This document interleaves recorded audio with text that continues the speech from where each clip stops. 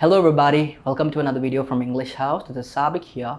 Well, in today's video, we're going to be looking at the difference between the words good and well. Before I start off, recently one of our viewers complimented me saying that my English is good and I speak well.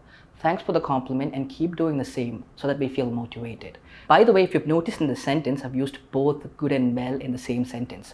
Most of the people think that good and well are often interchangeable. However, that's incorrect. Though both the words mean the same, they're used in a different manner. So let's have a check. Now, to explain it further, let me say good is used as an adjective. An adjective describes a noun, and a noun can be a person, place, or a thing. Whereas well is used as an adverb describes a verb, which means it basically gives more information regarding the action taking place.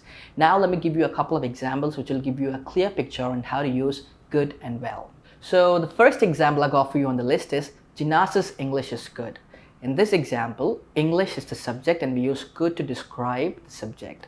However, if you wanted to use well instead of good, you'll have to say Jinas speaks English well.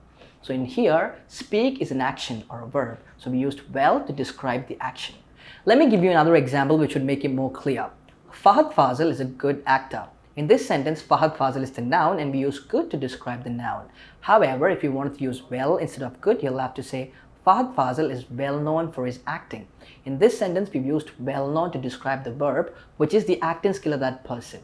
So I hope this gave you a better idea on how to use good and well.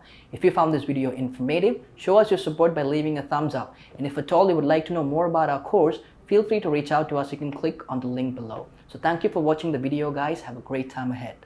English House. English at your fingertips.